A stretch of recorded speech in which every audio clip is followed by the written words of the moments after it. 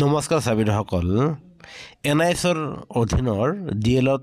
কৰা চৰকাৰী কৰ্মচাৰীসকলৰ লগতে অন্যান্য শিক্ষাৰ্থীসকলৰ কাৰণে এক গুৰুত্বপূৰ্ণ সুখবৰ এয়া চাব আপোনালোকে আজিৰ এক শেহতীয়া খবৰ যিটো আমি সৰ্বপ্ৰথমে আপোনালোকৰ মাজত লৈ আহিছোঁ এয়া চাব ডেটটো 27 তাৰিখ 1 মাহ 2025 আজিৰ খবৰ আৰু এয়া নেশ্যনেল কাউন্সিল অফ টিচাৰ এডুকেশ্যনৰ ফালৰ পৰা প্ৰকাশ পাইছে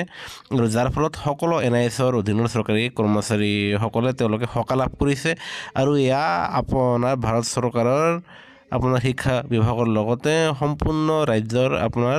শিক্ষা বিভাগলৈ এয়া জনাইছে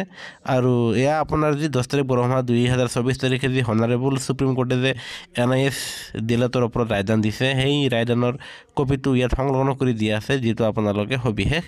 এয়া লাভ কৰিব আনহাতে আপোনালোকক যদি এই নটিচটো লাগে সেয়া আপোনালোকে আমাৰ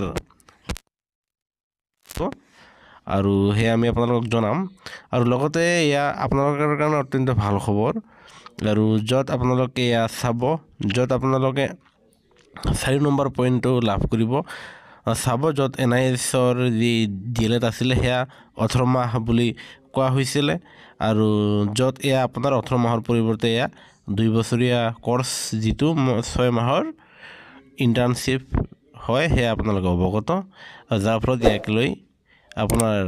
সুপ্ৰিম কোৰ্টত কেছ চলিছে আৰু অৱশেষত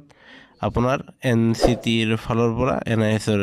ডিএলএডক বৈধ বুলি কোৱা হৈছে আৰু ইটাৰ পৰা সকলো আপোনাৰ ৰাজ্য চৰকাৰৰ লগতে কেন্দ্ৰীয় চৰকাৰৰ অধীনৰ আপোনাৰ যি শিক্ষক পদ ওলাব তাত আপোনালোকে আবেদন কৰিব পাৰিব ইটাৰ পৰা আৰু আপোনালোকৰ মেৰিট লিষ্টত নাম আহিব আপোনালোকে আৰু কোনো ধৰণৰ চিন্তা কৰিব নালাগে আৰু এয়া যি আপোনাৰ অৰ্ডাৰ কপি হেও আমি আপোনালোকক পনে এয়া দেখুৱাইছোঁ এয়া চাব আৰু যিটো অৰ্ডাৰ কপিটো হেয়াও ইমান আপোনাৰ পৰা সম্ভৱ নহয় এতিয়া একেৰাহে 15 পেজৰ পঢ়িলে ভিডিঅ'টো আপোনাৰ বহুত দীঘল হ'ব আৰু আপোনালোকে ইমান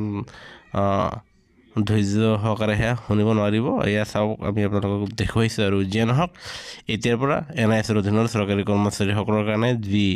অসুবিধাৰ সৃষ্টি আছিল আবেদনৰ ক্ষেত্ৰত তেওঁলোকৰ এই ডিএলএডক লৈ সেয়া আৰু এতিয়া আগৰ দৰে অসুবিধা হৈ থকা নাই সেয়েহে আপোনালোকৰ লগত জড়িত প্ৰতিটো শেহতীয়া খবৰ প্ৰতিটো শেহতীয়া জাননীৰ বাবে আমাৰ চেনেলটো নিশ্চয় লাইক এটা দি বন্ধুবৰ্গলৈ এই গুৰুত্বপূৰ্ণ খবৰটো শ্বেয়াৰ আৰু ছাবস্ক্ৰাইব কৰিবলৈ নাপাহৰিব ভিডিঅ'টো চোৱাৰ বাবে ধন্যবাদ জয় অসম।